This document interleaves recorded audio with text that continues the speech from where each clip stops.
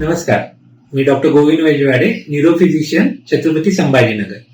JSR neuro centre आय and multi speciality clinic येथे कार्यरत आहे. जसे की आपण आज याविषयी बोलणार आहोत, मिरगी किंवा इपिलेप्सी. या प्रकारामध्ये पेशंटला झटके येतात. झटक्याच्या पेशंटचा आणि झटक्याच्या पेशंटच्या नातेवाईकांचा सोशल स्टिग्मा खूप मोठा आहे, ज्यामध्ये अरे या माणसाला झटके येतात, यासोबत पुढचे आपले सामाजिक संबंध नको, अरे हा आपल्यासोबत आपल्या मित्रमंडळीच्या ग्रुपमध्ये नको याला वेगळं ठेवूया, किंवा अरे हे नातेवाईक आहेत ना, यांच्या एका नातेवाईकाला झटक्याचा त्रास आहे, काय माहिती यांच्या फॅमिलीमध्ये बाकीच्यांना पण असेल. असे भरपूर असे सामाजिक प्रश्न या मानसिक इपिलेप्सीच्या आजारामध्ये दिसतात. इपिलेप्सी म्हणजे झटका येणे या प्रकारामध्ये मेंदूच्या आतमध्ये अनियंत्रित प्रमाणात मेंदूच्या ऍक्टिव्हिटी वाढते. त्यामुळे बाहेरून ती आपल्याला हातापायांना झटके देणे, दातखिळी बसणे, डोळे पांढरे करणे, तोंडातून फेस येणे, कधी कधी जीभ चावल्या जाणे किंवा कपड्यात लघवी होणे, ह्या प्रकारासोबत इतर प्रकारचे सुद्धा झटके असू शकतात. जसे की अचानक शून्यात जाणे, एखाद्या गोष्टीपासून विलग होऊन वेगळे अनियंत्रित किंवा एखादे बेसावध असे बोलणे किंवा बेसावध अशी ऍक्टिव्हिटी, जसे की जीभ चावणे, हातांची चुळबुळ करणे, या प्रकारामध्ये सुद्धा झटक्याचा प्रकार असू शकतो. तसेच काही प्रकार ज्यामध्ये बाहेरून तर काही दिसत नाही, पण मेंदूच्या आतमध्ये झटक्याची ऍक्टिव्हिटी असू शकते, ज्याला आपण नॉन कन्व्हर्सिव्ह स्टेटस इपिलेप्टिकस, जो बऱ्याच वेळ चालणारा झटक्याचा आजार असू शकतो.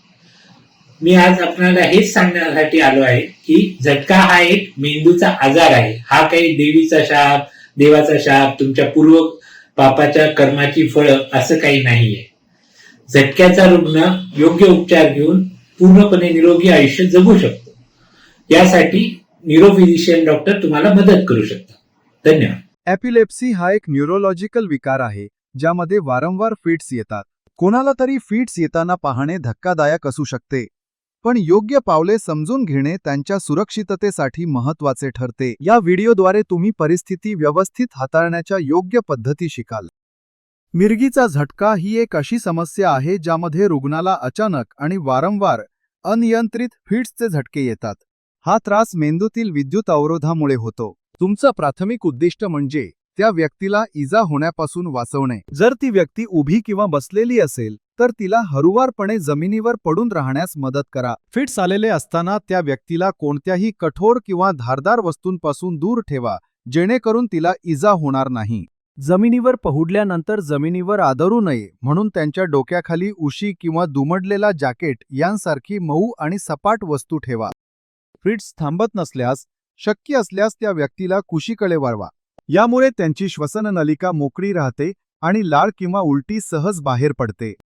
फिट्स किती वेळ राहतात हे घड्याळात पाहणे महत्त्वाचे आहे. कधी सुरू होतात आणि किती वेळ टिकून राहतात हे लक्षात ठेवा. जर तुम्हाला वैद्यकीय मदत मागवावी लागली तर ही माहिती वैद्यकीय तज्ज्ञांना उपयुक्त ठरेल. फिट्स दरम्यान काही गंभीर गोष्टी तुम्ही अजिबात करू नयेत. या व्यक्तीच्या तोंडात काहीही घालू नका. जुने गैरसमज काढून टाका. यामुळे त्यांच्या दातांना किंवा जबड्याला इजा होऊ शकते आणि श्वसन नलिकेत अडथळा येऊ शकतो. तसेच त्यांच्या हालचाली रोखण्याचा प्रयत्न करू नका. फिट्स नैसर्गिकरित्या होऊ द्या, पण त्यांना धोकादायक वस्तूंपासून दूर ठेवा. फिट्स पूर्णपणे थांबेपर्यंत त्यांना अन्न किंवा पाणी देऊ नका. फिट्स थांबेपर्यंत आणि ती व्यक्ती पूर्णपणे शुद्धीवर येईपर्यंत तिच्यासोबत थांबा. फिट्स नंतर त्यांना गोंधळलेपणा किंवा तंद्री जाणवू शकते. यांच्याशी शांतपणे बोला आणि त्यांना धीर द्या. आपत्कालीन वैद्यकीय मदत कधी घ्यावी हे जाणून घेणे आवश्यक आहे.